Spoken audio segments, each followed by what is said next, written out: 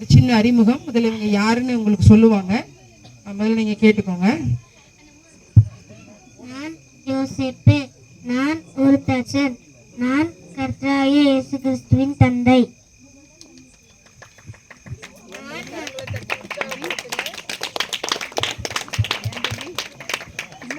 நான் மரியாள், நான் இயேசுவின் தாய்.